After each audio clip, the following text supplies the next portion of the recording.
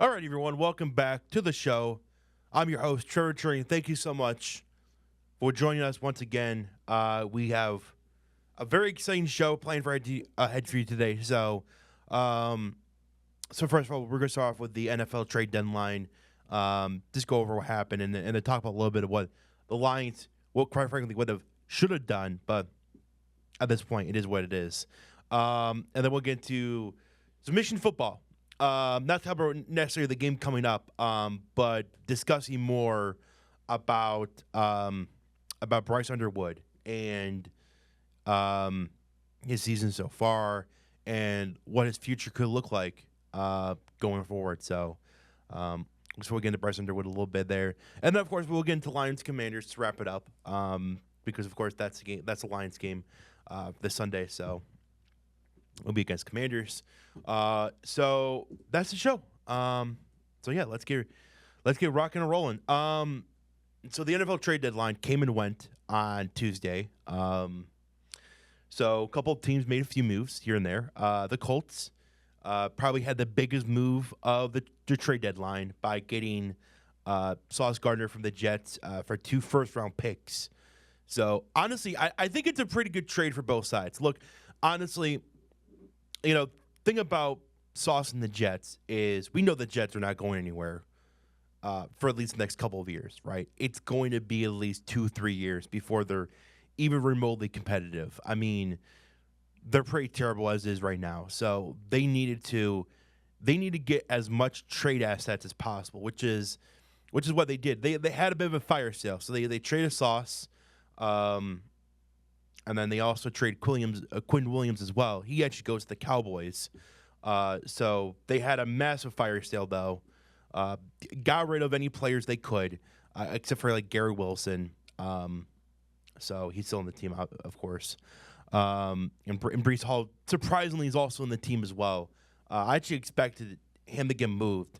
I'm actually surprised that Kansas City didn't make a call for Breece Hall, because that would have been quite a pickup for Kansas City if they got Breece Hall or Alvin Kamara. I mean, but they didn't, which I thought was weird. But yeah, I mean, the Colts made a big move. Obviously, Cowboys making some moves. Eagles, they got Jalen Phillips.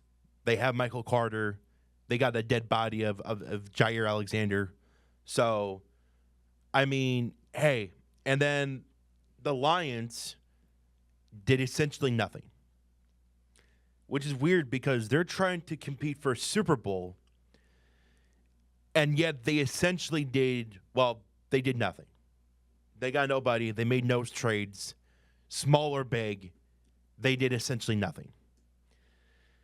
And I don't understand, if you're in the Super Bowl window, which we all believe the Lions are in their window to win a Super Bowl, right? We all believe that. But it doesn't make any sense when you have the trade deadline coming up, and you do nothing to improve your team, even though there's still obvious holes with the team, right? There's holes right now with their offensive line. It's not good enough. It's just not. You could have made a move there. You could have made a move for a pass rusher. You can never have enough pass rushers in this league. Imagine having Jalen Phillips on this team. A guy who's versatile, a guy who can pass rush inside or outside. And now the Eagles have him for a 3rd-round pick. Yeah, he's not having a great year, but he is still another piece to use on that defensive line. It's a nice rotational piece. Him, Muhammad, Pascal when he comes back, Davenport if he ever comes back. Imagine that. Imagine a pass rush of Jalen Phillips, Josh Pascal, Aiden Hutchinson, Muhammad, and who am I forgetting? Marcus Davenport. Imagine that. But no, Brad Holmes decided, nah, we're good. We're good. See, and one of the things that really bugged me about this team is they have no urgency of winning a Super Bowl, and they're just good with being good for a long time. And that's it. They would rather be more consistently good than try and go all in and win a Super Bowl. I mean, look, I get, oh, well, what about, but that doesn't always work. And, in the goal and in move, that doesn't typically work. What about the Rams in 2021? They went all in. They got Stafford, one of the biggest blockbuster trades of all time. They got Von Miller for the trade deadline. They picked up OBJ when he was available. They won a Super Bowl, okay? And look what the Rams are 4 years later. They are still, to this day, competing for a Super Bowl. Now, will they do it? I have no idea. But they're still competing for one. Even with going all in 2021 and losing a Hall of Famer in Aaron Donald to retirement just a few years ago. So, even with the Rams going all in just 4 years ago, okay, for their Super Bowl run, which they won the Super Bowl, by the way, and still they're competing. So, that's to tell you, look, the salary cap isn't real, guys, okay? It's just not. You can manipulate it. You can do what you can do to make it work in your favor. Okay? It's just, there's always ways to manipulate the system to make it work in your favor if you know how to. So, and the fact the Lions did nothing this trade deadline, and they haven't done nothing, essentially, to try and add on. And I know, well, we got to pay all these players, though. I mean, look, no offense. I love Jahmyr Gibbs. Okay, Jahmyr Gibbs is a wonderful player. He's explosive. He's got great speed. He's getting better between the tackles. He's a really good running back. But see, I'm not really interested in signing him to a long-term deal. Why? Because ultimately, in the end, running backs really don't affect winning all that much. They may a little bit, right? Maybe just a tad bit. Like Saquon Barkley, obviously, he made a huge impact last year. But mind you, the guy also had 500 touches as well. And when you've had as many touches as Saquon did that season, of course you're going to find success. Of course you are. So I'm not really interested in signing Jahmyr Gibbs, right? Now, of course, people will come after me and will say, "Well, how dare you? He's a massive part of this team." Well, yeah, he is right now. But like I said, in the long term, though, running backs do not help you win games. They just do not. They can be a factor, for games here and there, but for the long term haul, it just doesn't affect winning, right? And I would rather not sign Jahmyr and get a big piece. Get a mean person in there. Get a dude. Get a pass rusher. Get an offensive lineman. Because look, if you want to win football games, you have to win at the line of scrimmage, and you have to make sure you have the best possible pieces, especially around your quarterback, to help you win, right? Have a good defense. Have a good offensive line. Have good weapons, That's how you win football games. So, and the fact the Lions did nothing it's very disappointing. So, and look, if the Lions don't go far this season, if they don't go to a Super Bowl, like, Brad Holmes is putting himself in the jackpot, because these are the kind of moves that move the needle closer to where the Lions should be. So that's the NFL trade deadline, and that's a little bit about the Lions just essentially doing nothing, which is just incredibly disappointing. But let's transition to Before we get to Lions and Commanders. I want to get into talk a little bit about Bryce Underwood because we haven't really talked about him a whole lot on this show, right? And that's because there hasn't been a lot to talk about in the first place, right? I would say for most of the season, Bryce Underwood has been very underwhelming, to say the least. He has 1,600. He has over 1,600 yards in the season, which isn't terrible, obviously. But he only has 7 touchdowns, 3 interceptions, a 60.9 completion rate on the year, and he's 55th in QBR in the country. So he's been basically mediocre. And when you're paying a guy $4 million a year, anything but being really good should be disappointing. I mean, how can you look at these numbers and defend what he's getting paid? Now, look, I'm not trying to blame him, okay? Obviously, he took the money, okay? And Michigan gave him the money. And you know what? That's fine enough. Again, this is the day and age of college football, right? And it's unfortunate. It really is, And I believe there should be limits. I believe there should be regulations more to this because when you're paying these athletes so much money, these athletes are getting paid absurd amount of money. Again, how is it that Bryce Underwood, who is 18 years old, he's barely an adult. He's 18 years old. And he has more money now than he knows what to do with. How? Why? Look, I understand getting paid. I understand taking some money. That's fine. But how? Especially with these stats. And that's why I hate paying, especially these high schoolers, so much money before they even step foot onto the football field for college. Like, before taking even a single snap in college football, Bryce Underwood was already getting paid millions of dollars. More money than either you and I will see ever in our lives.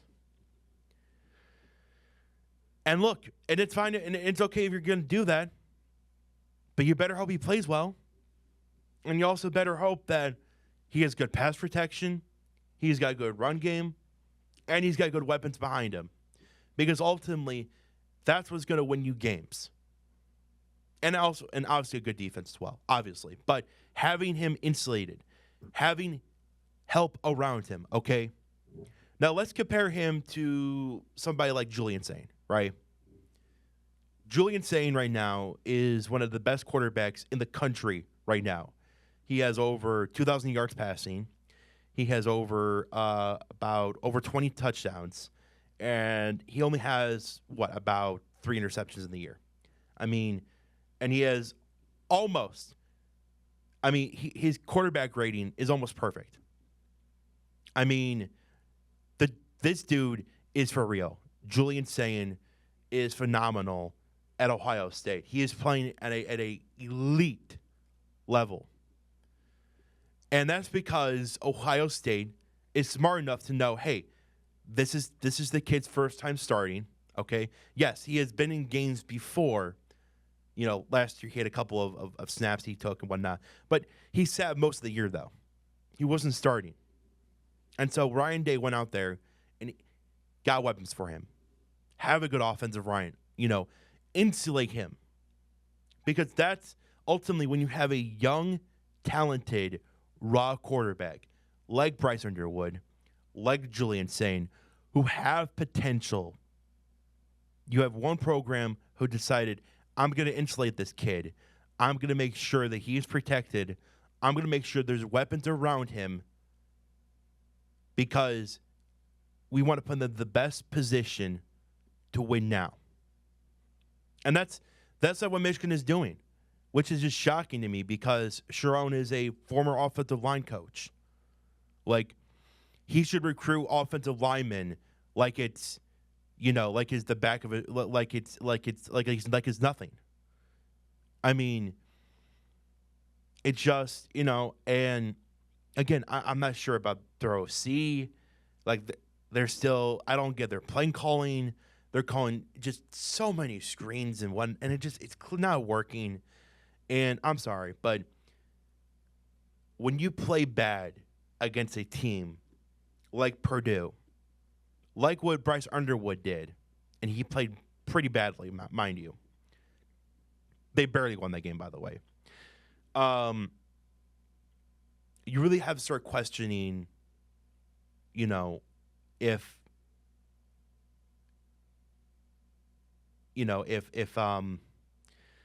if he's the right guy, if Sharon is the right guy to help Bryce in his development as a quarterback, as a signal caller. I'm not saying fire Sharon now. I think that's a bit ridiculous. But there are. I don't know why, and especially it just seemed like, oh hey, we're gonna pay this guy millions of dollars because he's the number one recruited quarterback in the country, from high school, and we'll just figure out later. We'll just figure it out all later, and that's a very dangerous thing to do. As a coach, as a program, because what you don't want him to do is to hurt his development as a quarterback, and especially like your first few years as a college quarterback are so crucial to your development as a quarterback in general. Because it's what separates you from being, just okay.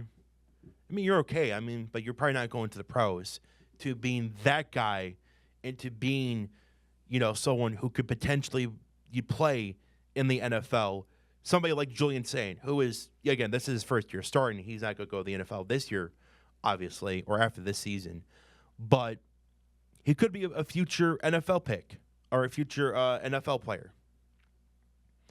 I can't say the same thing about Bryce Underwood right now. He definitely does not look like a future NFL player as of right now. Now, obviously, things could change. We'll see about next year. We'll see what weapons do they bring in, what offensive linemen do they bring in. Are they helping him with his protection? So, and right now, Michigan has a top 10 recruiting class. So, they're in a decent spot, but ultimately, it's all on Sharon. And if Michigan doesn't do well next year, and if Bryce doesn't, and if Bryce continues to stay in the same path, or even somehow gets even worse, then absolutely Sharon should lose his job.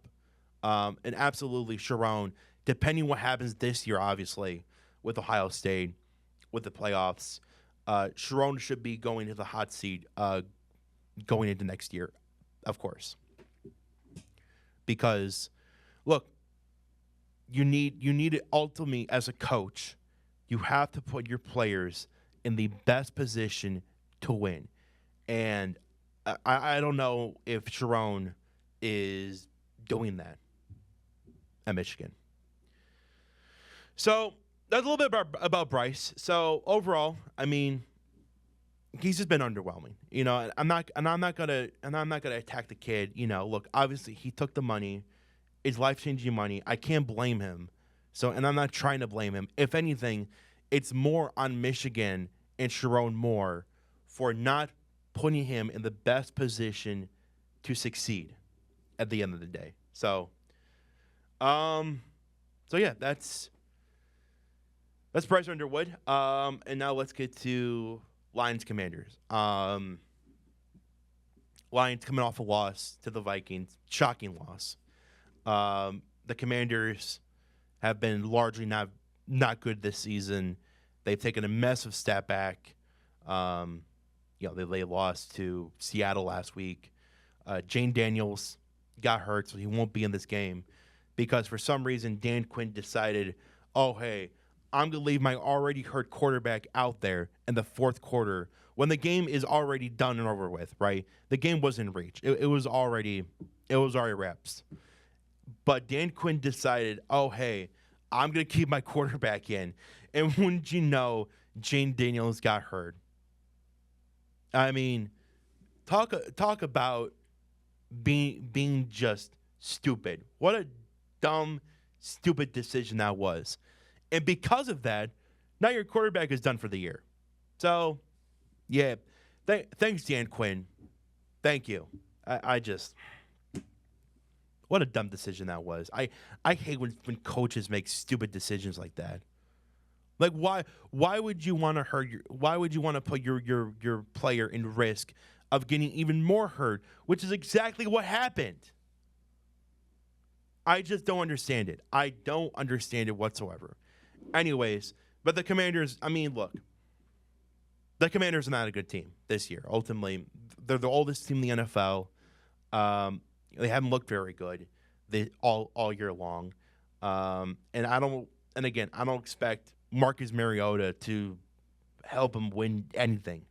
I mean, sure, maybe a couple wins here and there, but no. But the Lions have their issues as well. The past 3 weeks, the offense has not been very good. It has not been consistent and has not been very good. And it's becoming a major concern. So, and right now, my concerns are with John Moore. And here's why I'm concerned. So, arguably, the protection has been great, but also, I can't really say the scheme has been great either, right? But now there are conflicts between Lions players and offensive coordinator John Moran right now, because John Moran says, "Oh, well, it's more a protection issue," while some of the players, especially the offensive linemen, are saying, "Well, no, it's more of a scheme issue." So they're not really on the same page. And here's my concern with John Moran. So back in 2017, he was with the Jets as the offensive coordinator. But then he was later fired after that season because some of the issues that were brought up were players and Moran were not on the same page. John Moran had trouble with game adjustments, and then John Moran couldn't get the running game going either. So those were the issues that that